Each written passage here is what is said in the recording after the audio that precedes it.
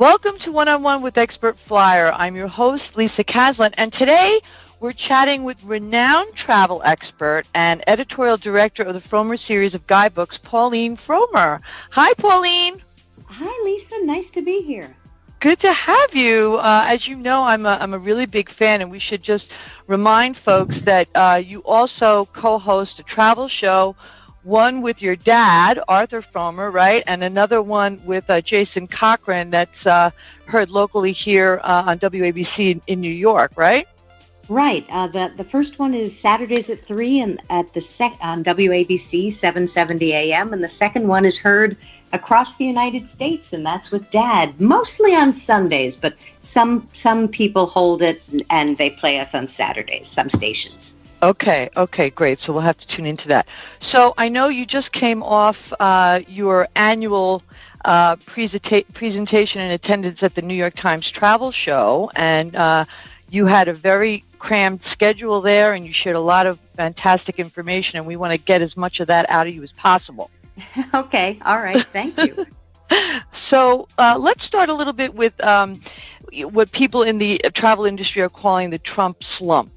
What's the effect of the Trump Slump on consumer travel? Well, the Trump Slump, for those who haven't heard about it, is the fact that fewer visitors are coming to the United States. Worldwide, we're seeing a 7% increase in travel. It's been a boom year for travel, less so here in the United States. And so that's had a couple of effects. Mm-hmm. On the hotel front, what it means is that prices are dropping, and I've seen this quite directly. I write Frommer's Easy Guide to New York City every year. It's my great joy. I get to go out clubbing, I get to try all the new restaurants, and I get to visit all the hotels and also track their pricing.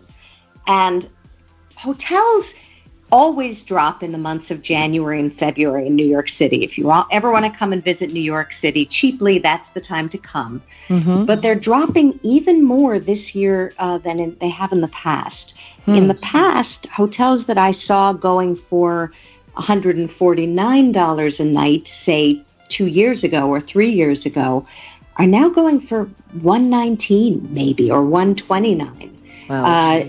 It's really been quite a significant drop, and the more expensive hotels are also seeing precipitous drops like that. In fact, sometimes even more so. A hotel that would have gone for $439 might be $359.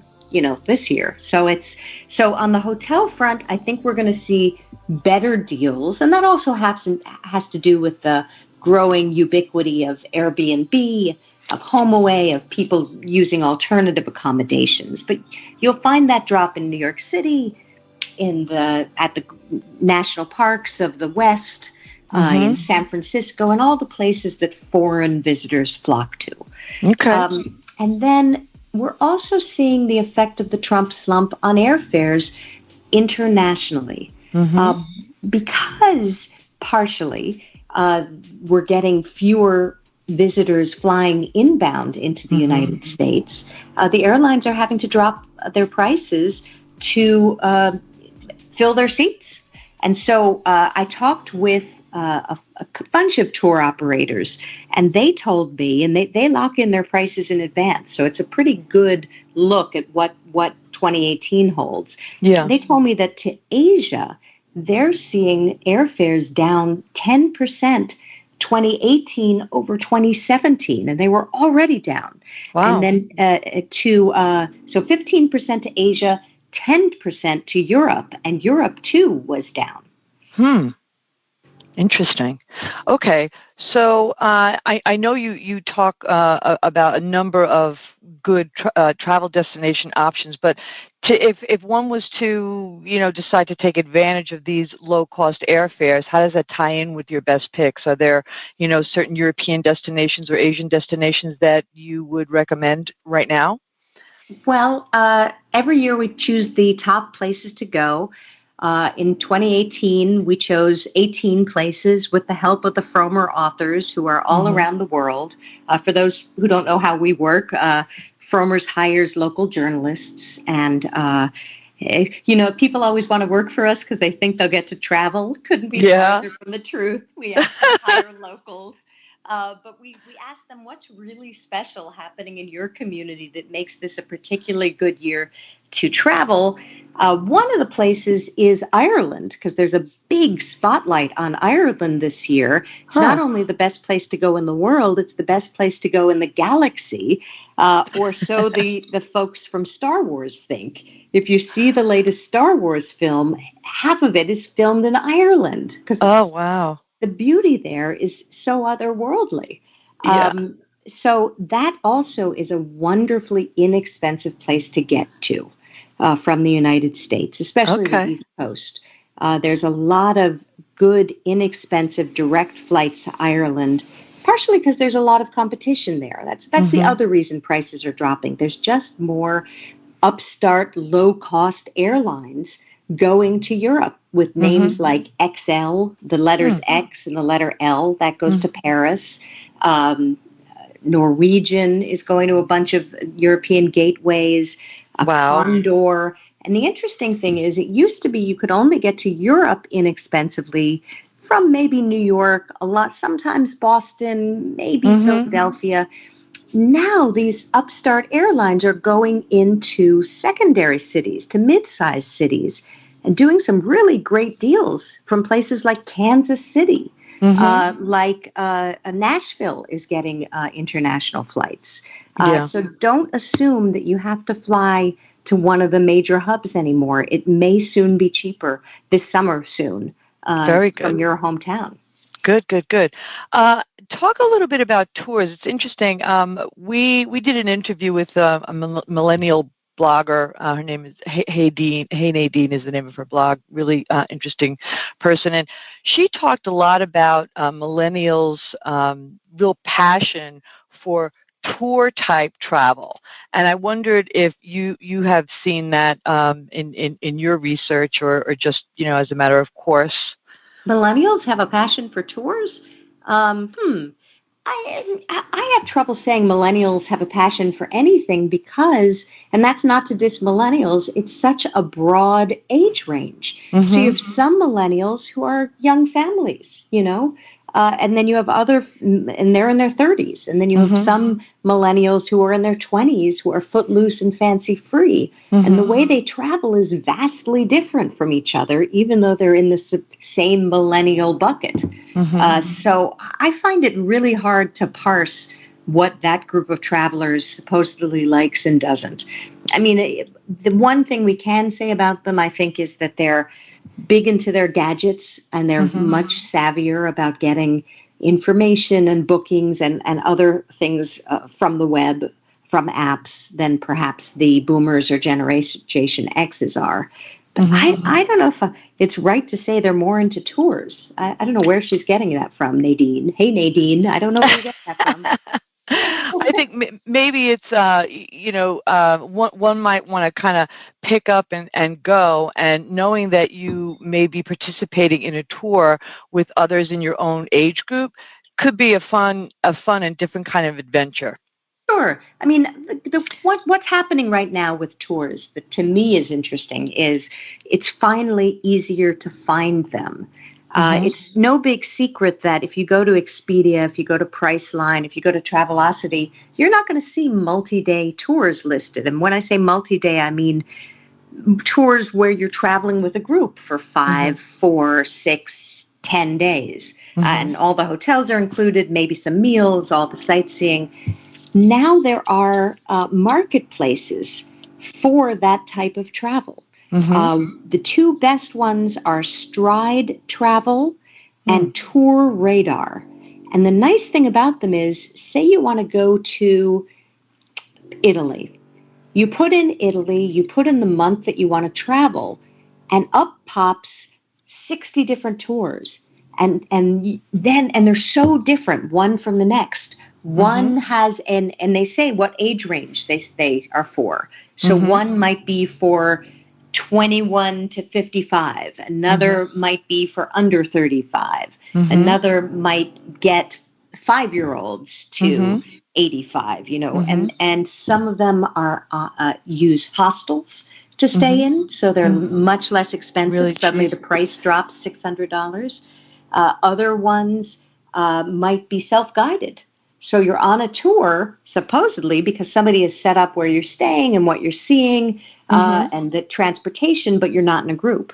And I think passion-based would be a big one too, right? Yes, absolutely. So a lot of them are based on your hobbies. And the nice thing is with these sites, you not only see Globus and Tauk and Intrepid and the really big multinational companies, you're also going to find tiny Italian companies. Or if you're going to Africa, tiny African companies that are doing, say, safaris. And their prices are usually extremely reasonable, much more reasonable than the folks who have more layers of bureaucracy between them and the destination. So this is the first time you're able to see the vast array of different types of tours that are out there. Yeah, that's great. No, that's a really big help. I think it was really difficult to rein all that information in. Okay, so talk about some, real practical measures. Everybody wants to get the best deal, and there's been a little bit of talk, I think just recently, concerning airline fees and fares and the transparency or lack thereof. How does a consumer really effectively compare apples to apples? It's difficult. It's very difficult. There are websites that now show the fees in their interface. So, for example, you go to Cheapo Air as of just, I think, 2 weeks ago. They added the fees to your first slide. So when you first go, you can see, okay, this flight is $40 less expensive, but I'm going to have to pay to choose a seat. I'm going to have to pay to bring along luggage in the cabin with me. I'm going to pay even more to book that luggage or to check in that luggage. So Cheapo Air is good for that, but it doesn't cover Delta and it doesn't cover Southwest. Very few of the sites cover Southwest, so that's not unusual. So you do want to keep those extra fees in mind. And unfortunately, just in the last 6 months, it used to be this was a domestic fee only. Now we're seeing it for international travel. It's called HBO fares, hand baggage only. So be careful because on a domestic flight, usually the difference between a basic economy fare, and those are the fares you have all these extra fees on, usually the difference between that and a regular ticket is $25. How much does it cost you to check a bag? $25. $25, yeah. So it's a shell game, So you just have to be careful and search in the right place. At Frommers.com, we did a study. We hired a wonderful author named Reed Bramblett. He just spent weeks doing searches, poor guy. And he found that 2 websites were whooping the others, Momondo.com, Momondo, and skyscanner.net. Okay. In the vast majority of cases, they found the lowest rates, and the lowest rates more often for direct flights. They just seem to work better than their more well-known compatriots. Sure. Okay. Good advice. So people always want to know the best day of the week to book, and it seems to change. What is it this year? This year, it's Sunday. And I'm not looking into a crystal ball as I say that. There is an organization called the Airline Reporting Corporation. They act as the middlemen between airlines and travel agencies, whether that be bricks and mortar travel agencies or Expedia, Orbitz, Travelocity, and the like. And they every year do a study of all the fare transactions they do. And that number is about 30 million fare transactions. It's billions of dollars they're looking at. And they look for patterns. And they found that when you book on a Sunday, you save about 18% off booking during the week. And the worst day to travel is Friday. Prices are highest on Friday. And when I say book, I don't mean fly. I mean, this is the day you put down the money. Yeah. Wow, that's significant. 18% is a lot of money, potentially. Now, that's statistic. Yeah. statistical, so it's not always going to be that much, but yeah, it is a lot of the time. So Uh, I personally try and do it on Sundays. Why is it? They don't give a reason, but I think it might have to do with the fact that corporate travel agents don't work on the weekends. So they yes. know that business travelers aren't booking, but that's just my guess.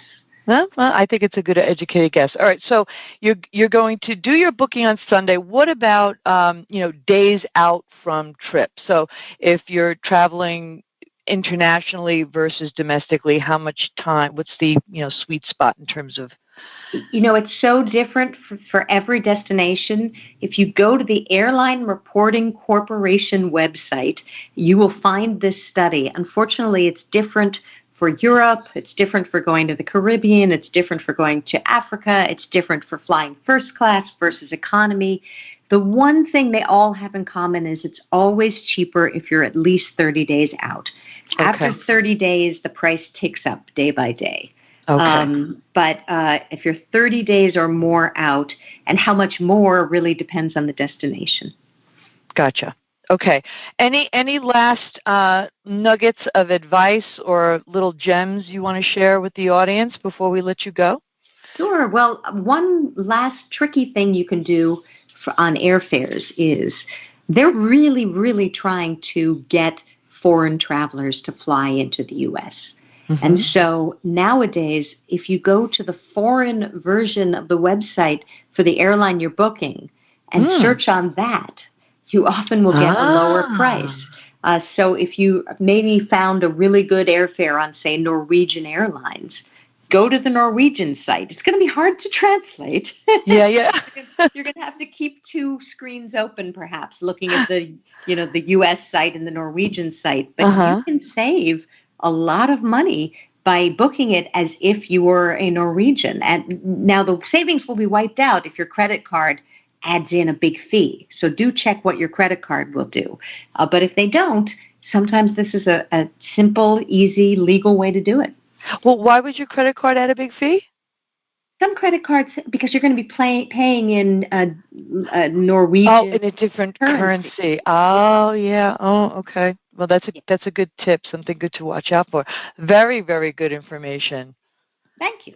You're welcome. Okay, well, we'd love to have you back again. Thank you for this great update, and we look forward to seeing you and hearing you soon.